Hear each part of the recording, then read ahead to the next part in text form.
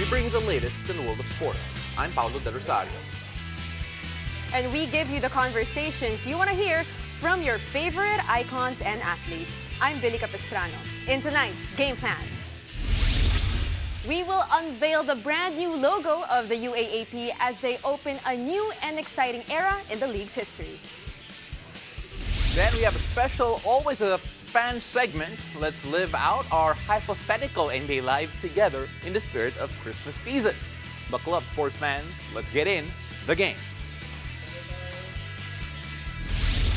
In just 14 days, a new year will dawn for all of us. And with the new year, a much-anticipated new season of the UAAP looms to make its return. Now, after the month-long UAAP logo design contest, the time has come for us to unveil the brand new logo.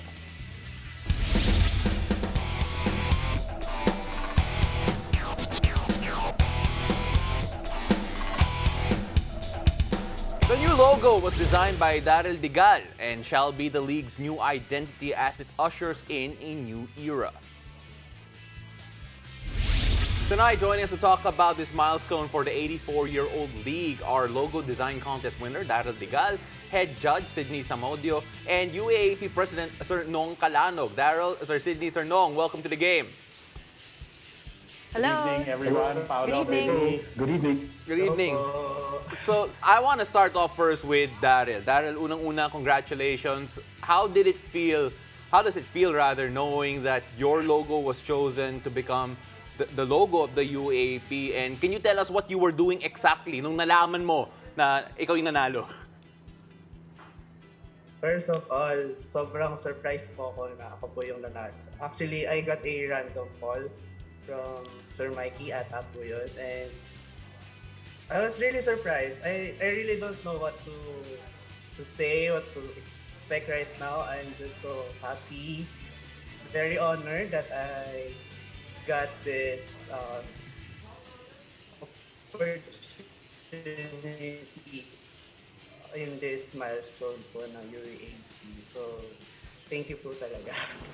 Well, alam mo, Darryl, hindi ko alam kung bakit ka na-surprise dahil napakaganda ng logo na ginawa mo. But let's backtrack a little bit. Why did you, think of joining this competition in the first place? Actually, yung una pong nag-suggest sa akin na mag-join po ng UAAP logo competition was my friend.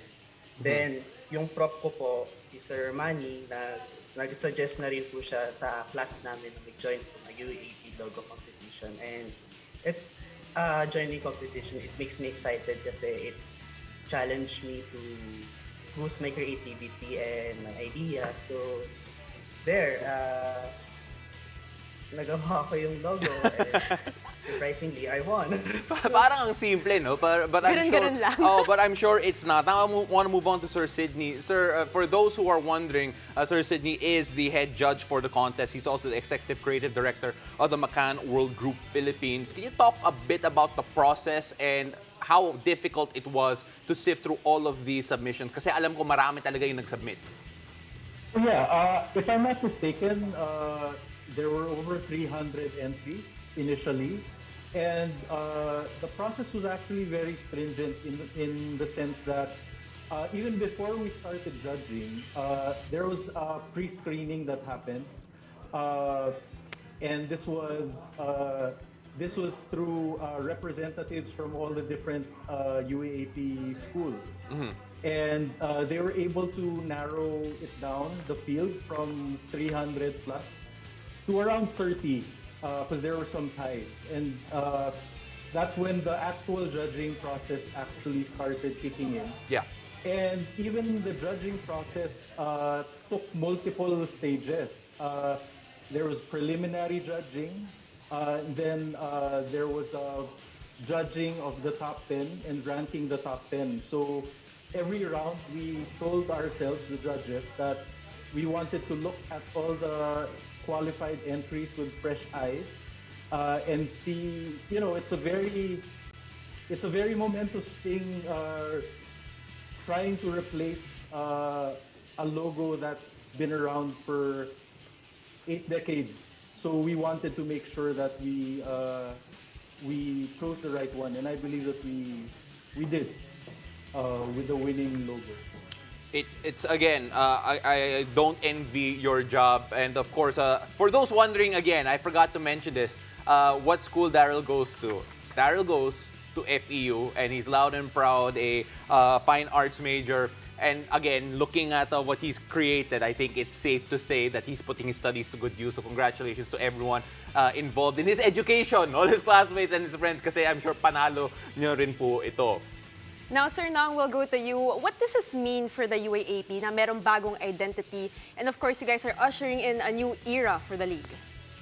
Well, actually, Billy, Paolo, no, we were thinking about activities to try and keep the UAAP has become a really big brand, and we felt the past few years that I think it was high time for us to actually come up with a logo that would be worth marketing, no? Yeah. Not to say that our current, our old logo is not good because it lasted for so long, but we felt that it may be time for us to come up with a new logo to be able to help in marketing the league, one.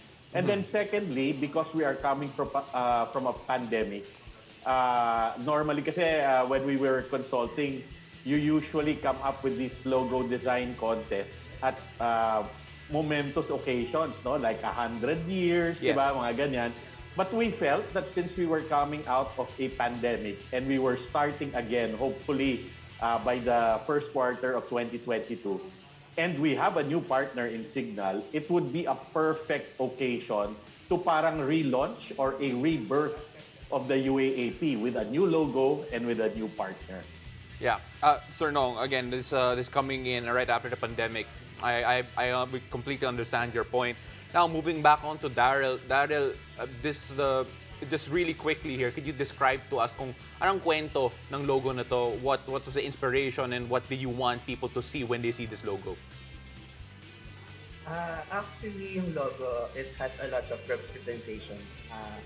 You may see parang siyang synergy, mukha siyang metal.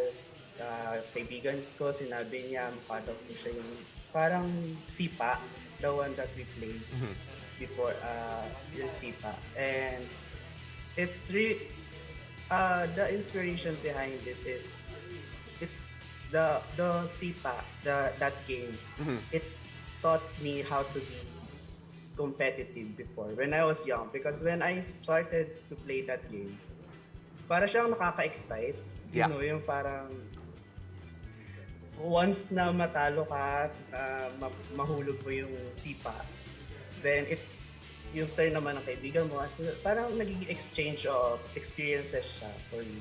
Then, and I think that's what's UAAP about. It's an exchange of experiences. It's a form of parang representation of our culture, our sports heritage. Parang yun po, parang simple as that. And yun po. DARRYL, thank you very much for sharing that with us. That's a very personal story, and it honestly adds a whole new layer of meaning to this logo moving forward. Thank you very much for joining us here today. That is DIGAL from FEU, the design contest winner. That's also head judge Sydney Samodio and UAP President Dong Calano just joining us. Gentlemen, thank you very much. Thank you very much, Paolo and Billy. Thank you. Well, the good news doesn't stop there. Here's one more thing to keep UAP fans excited. The search for a new set of UAAP courtside reporters will be open soon. Now stay tuned as we announce the complete details and mechanics on how to audition here on the game by the UAAP Varsity channel and on One Sports. Billy, I think you're overage for No that. comment. It's been a few years since your time. The glory days. After the break, we have a special Always a Fan segment. Let's live out our hypothetical NBA lives together in the spirit of Christmas season. Stay tuned. You're watching the game.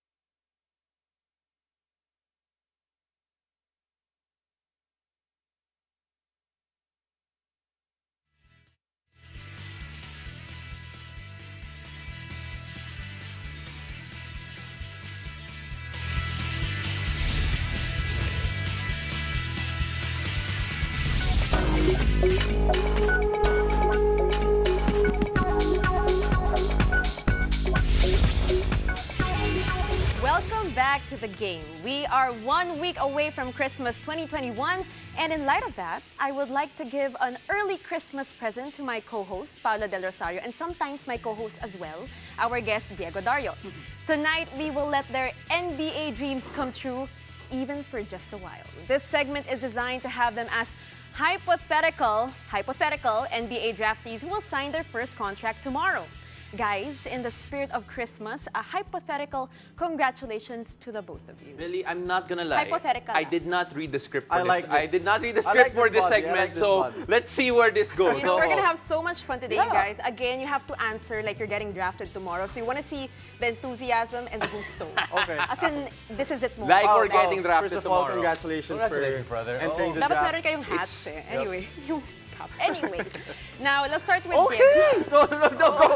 Go muna You know kayo! what, Go! my first question supposed to be in terms of franchise success, geographical location, city culture, Okay. even the current roster construction. Okay. What NBA team would you like to draft you? I'm gonna go with Diego because obviously Pao's ready. Yeah, Diego. he's Yeah. obviously ready. Okay, I'm a huge Portland fan, but with the how the Warriors are playing right now, I'll go for the Warriors. First of all, San Francisco is such a nice Yeah. place to be in. The Golden Gate Look Bridge. at All what they the- said, aspiring NBA player. I love it. With the league fits too.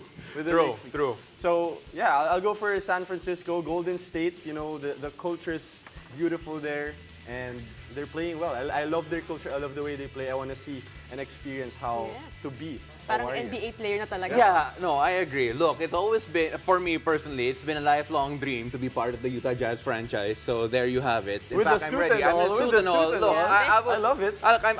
I'm really prepared for this. But anyway, no, the funny thing is that a lot of people assume like, oh, he's a Jazz fan, he wants to be there. But then actually, there are two franchises I grew up really liking. It was the Utah Jazz and the Seattle Supersonics. But since the Seattle Supersonics aren't there anymore, easy pick for me. Childhood team I love growing up, team I still enjoy watching right now. Geographical location, city. Look, we here in the Philippines, we live in a place where there's no space. It feels like it, and you have to get out for hours and for you to have real nature, a nature experience. In Utah, that's what they have everywhere, and I want to enjoy something like that. Yes, parang nandiyan na nga yung enthusiasm, nakikita na natin.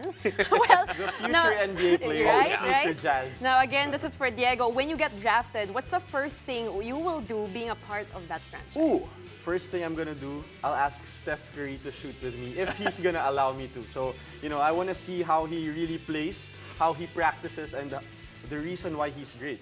I think that's the first thing I'm gonna do, and also tell him to speak some few Filipino words. In San Francisco, a lot of Filipinos are there. Oh so- yeah, for sure. Yep. How about you, Pao? Personally, just get to work. I mean, like any Yeah.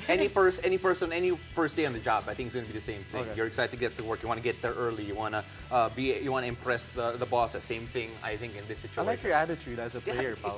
Look, I like it. Look, sayang nga hindi ako player, Maybe in the next life, baka naman. Baka naman. Okay, next question, you guys. Now, let's say the team gives you free first-class tickets to fly around the United States. So anywhere you want to go, where would you go? What places would you visit in the States? That's tough. First-class tickets to That what? is tough. That is tough. Look, I think obviously if I could go anywhere in the States, it would be the big cities, New York, go see a couple of Broadway shows, take in the culture there, then, just find ways and discover places along the way. Miami for, just for the scenery there. Then you go around, obviously LA. I've personally been to LA a lot, so really it's more of the East Coast stuff that I'd enjoy. Well, I'll go Diego? for LA too. I'm a huge Kobe fan. I just want to, see the culture there. And New York for sure, Madison Square Garden. Yep. A lot of players actually talk about it. It's the mecca of basketball. And I want to know why. All the fans there and the energy there. I just want to experience it. Yeah. Yes, thank you to our future NBA players. I think 5 days from now, we have a game in Madison. Oh, you Ah, do? ganun ba? Alright. Yeah, That's our schedule. Patikat ka naman, no? All right, next, you guys. Which team or player would you like to face during your first NBA game? Ooh, wants I'll to go go for first? Dame. I'm a huge Yeah. Dame fan. I've met him once, but I really want to compete with him. Just want to see how I compete with these NBA players, and probably after a year, I'll be out of a job. I wanna play the Sixers and Embiid simply because my brother's a Sixers fan. Okay. So can you imagine like beating something your brother loves? You know, giving him pain. Yeah. That's fun. I want to do that. So You're taking it personal, more Oo nga, motivation to play masyadong better. no. I mean, like, look, it's just obviously all fun and good. Yeah, but then, yeah. syempre, it's for me, it's added. It's an added piece of entertainment at home. That not only will he have to choose between myself and Embiid. Oh, yeah, but, that's gonna be fun. That's gonna be really interesting. Blood is thicker than water. Oh, That yeah. one. Anyway, ito nga, say for example, you guys win the championship. Okay. And then MVP, so parang rookie MVP, Rookie Meg. MVP. And then Benji para you, sa Wow. you sign a 5-year contract, $200 million. Yeah. What would you do with your money? Ooh, aside from, all the usual stuff that NBA players buy, league fits, the cars, the houses and all that, I'll bring my family there for sure. You know what? I'm gonna buy a team here in the Philippines. And then I draft Paulo Del Rosario as well. Pero Yeah, he's NBA he's gonna siya take eh. me away from the NBA. Oo nga eh. Then I'm gonna Because refuse. my Selfish offer mo is naman, gonna be Diego, bigger grabe. than my offer is gonna be Selfish bigger mo, than ah. any NBA team. Ayaw mo umangat si Pao. Because I have the money anyways. right? No, I get you. I get you. Honestly, it's similar answers almost. If money weren't a question, I would love to find a way to invest in sports here in the Philippines more, Yeah. especially for the young up-and-coming ones. I think that alam naman natin the opportunity here is not as big as we want it to be. Again, look at the PBA, there are 12 teams there and only X amount of players, and you look at the entire Philippines, there are thousands of ballers who want to be there. Yes, sir. So, I'd like to find ways to create more opportunities here in the Philippines as well. So yeah, we want to reinvest in our roots, Bill. I mean, like Naging serious na yung usapan eh. medyo ganun. analysis Dapat na eh. fun-fun lang tayo we dito do. eh. We Alright. think about this. All right, gentlemen, last question is going to be a little bit more sentimental. Ay. So now your team allows you to only bring one person, all right, from the Philippines to the US to be with you in your whole NBA journey. Parang may magagalit sa mga sagot Who would natin that dito. person be? All right, who would that person be and why? Diego, let's start. Jegs. Wow. Of course. I'll go for the safe answers, the usual NBA answer. Yeah. I'll bring my mom. Your mom, I'll bring yeah. my mom there. Of course, she was there all the way. I was playing basketball, grade school, high school. She was there supporting me. And until now that, I'm going to get drafted tomorrow in the NBA, I think, she deserves to be there as well. Oh yeah, no, I agree. Ako apparently na-draft na ako eh, make up na ako eh. But then, Excited. no, yeah, I think my answer would be my dad. Obviously, my dad works in basketball, and I know that if I can have the opportunity to open more doors for him too, I kind of want to pay it forward. So for me, easy answer for me there. Well, thank you so much, gentlemen, for answering our questions with such enthusiasm. And, of course, good luck in the draft Thank you, tomorrow. thank you. Very excited. Na-draft na ako eh, sorry. May team na agad eh. May team na ako eh. And then courtside si Billy sa NBA. Ayan, pwede rin. that's Next door is perk. All of that. When we return, Yamaha Motor Philippines Wonderboy McKinley Kyle Paz breaks down his list of top Yamaha bikes in the Philippines in a new edition of Moto 101. Keep it here. You're watching The Game.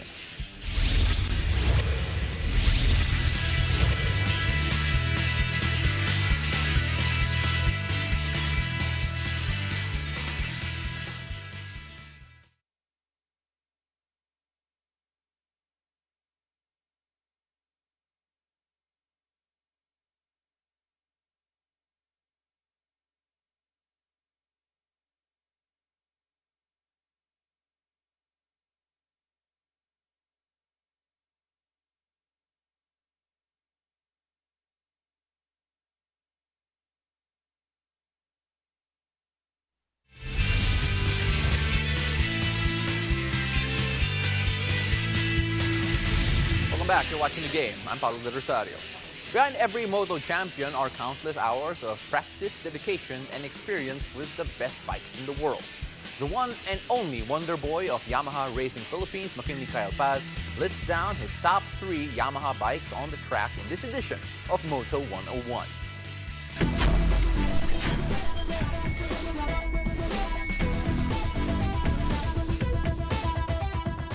Hi, I'm McKinley Kyle Paz from Yamaha Philippines. Hi, I'm Jordan Cornista, the team manager of Yamaha Racing, and this is Moto 101. So today we will be discussing about the 3 motorcycle that made Cal the legendary rider he is now. So unahin natin siguro yung Yamaha Mio Sporty. So ano yung mga experiences mo? Kindly share sa kanila. Mio Sporty po, doon po ako nagsimula nung nag-upgrade na po ako ng malaking motor. Doon yun po yung una ko sinasakyan na sumasali po ako sa mga pakarera ng Yamaha, yung Yamaha GP po.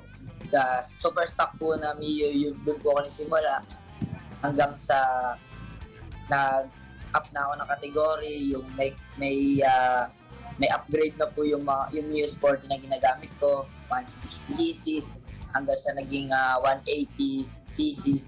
Kaya isa po sa akin yan tumulong bago ako napunta sa gantong sitwasyon. So yung Mio Sporty, ito yung parang pinakaunang motor na kumbaga doon siya unang nakilala kasi dito niya nakuha yung mga first championships na meron siya. Ang displacement kasi ni Mio Sporty 115cc lang but ina-upgrade siya into 130, 160 and 180cc or yung displacement niya. And yan, naging very popular siya sa among riders na nagsisimula and as well as doon sa mga expert riders na rin sa buong Pilipinas. And for our second bike, syempre hindi mawawala yung Yamaha Sniper 150 na ngayon meron ng Yamaha Sniper 155.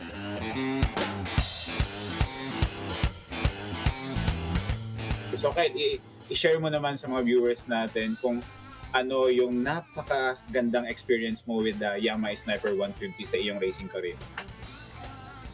Itong motor na to, hindi ko makakalimutan to dahil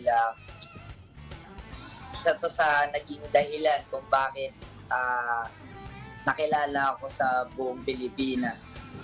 Kung bakit ako naging overall champion sa Asia Road Racing Championship. Ito yung Yamaha Sniper 150. Sobrang sobrang dami ko natutunan dito sa motor na to. Kumbaga, pag sa race, halos lahat naka Yamaha Sniper 150. Kaya wala akong masasabi dito sa bike na to. After ni Kyle ma-dominate yung racing dito sa Pilipinas, nag-compete kami sa Asia Road Racing Championship noong 2019 wherein nakuha nga ni Kyle yung overall championship sa yung pinakaunang Pilipino na nakakuha ng overall championship sa ARRC using the Yamaha Sniper 150. Okay, so for our last bike, siyempre, nagdaan na tayo sa Mio Sporty, sa Yamaha Sniper 150. So, palaki ng palaki. Ngayon naman, nung nakuha ni Kyle yung overall championship sa ARRC last 2019, nag-upgrade na siya into a bigger bike. So, big bike na to. So, Kyle, kwento mo naman kung anong naging experience mo with our Yamaha YZF R6. Ngayon, ito ang tumutulong sa akin para maging magaling sa big bike. Kasi, noong 2019, kahit sumasakay pa ako ng underbone, pinagpa-practice na ako ng Yamaha ng YZF R6 para sa 2020 namin, lalaro na po kami doon. Kaya hanggang 2019, 2020, hanggang ngayon po 2021, yung pa rin yung training bike ko kahit nasa Italy ako or nasa Spain, yun yung training bike ko. So yung pagkatapos niya maging champion sa ARRC, nag-upgrade siya into bigger bike. So yung R6 yung naging partner niya para ma-develop yung riding skill niya into big bike racing. Come 2021, napunta na si Kel sa European Championship sa CEV. So although ang ginagamit niya doon ay mga CEV bikes, mga sports bikes ng CEV, pero R6 pa rin yung kumbaga naging partner ni Kel para i-develop yung skill niya in competing doon sa CEV European Championship. So that's it. Yun na yung tatlong motorcycle na kumbaga bumuo sa racing career ng isang McKinley Kyle Paz. Kung excited kayo na masubukan itong mga motor na to, kung gusto niyo siyang matry sa sarili niyo kung gaano kaganda yung mga motorcycle na ginamit ni Kyle, pwede kayong bumisita sa www.yamaha-motor.com.ph. Meron kami doong ino-offer na free test ride. So magbubook lang kayo ng test ride sa amin sa Yamaha Motor Philippines. So everything's free. And lahat ng mga motor na na-mention natin except for YZF R6 muna kasi hindi siya basta-basta pwedeng gamitin sa public kasi medyo malakas na motor na. You can freely book it and use it on your own your travels.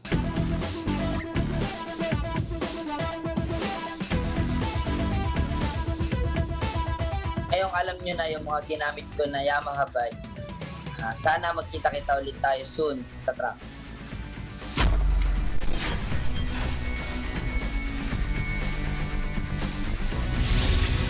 Patuloy pa rin ang taus-pusong pagbibigay ng saya ngayong Pasko. The MVP group of companies, together with its partners, are in unity in spreading joy and hope this holiday season. And you can be part of this remarkable movement. The teachers and students of Poray National High School received a holiday helping hand from the Philippine Star Media Group. Let's watch this.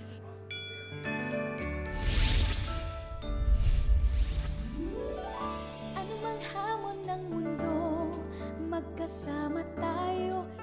Nitong nakaraang taon po ay dahil nasa gitna tayo ng pandemya ay nakaranas po kami ng kung tawagin na ay matinding challenge. Especially po sa pag-deliver namin ng education sa ating mga mag-aaral, lalo na nasa bulubunduking lugar po tayo at layo-layo po sila, ay talagang nagsakripisyo po kaming abutin sila sa pamamagitan po ng pagbabahay-bahay at pagpunta sa bawat sitio upang sila ay maabutan pa rin ng quality education. Tuloy pa rin ang Pasko ng Pinoy kahit ano pa mang pasakit sa ating bumalakid. Pag-ibig sa ating puso ay mamamalagi. Kaya nagustuhan namin ng Poray kasi ang ganda ng story ng school nila. Meron silang mga volunteer teachers na talagang sila yung nagpupunta sa mga sitio. Yung effort talaga nila, buhis-buhay yung effort nila para ma-reach out yung mga estudyante na nasa bundok na hindi makarating ng school. Ang message ng buong Philstar Media Group para sa mga estudyante at mga teachers ng Poray National High School, continue believing, continue pursuing for your dreams.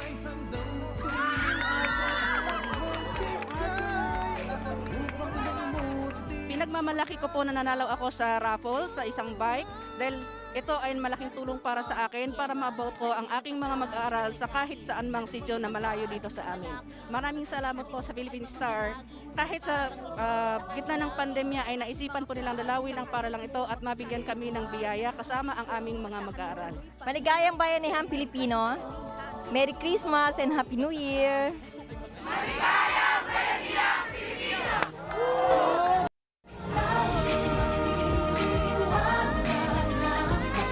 Cheer to our fellow kababayans. You may send your donations to the accounts flashed on your screen or contact us on the following details. Tara na sa isang maligayang bayanihan, Pilipino!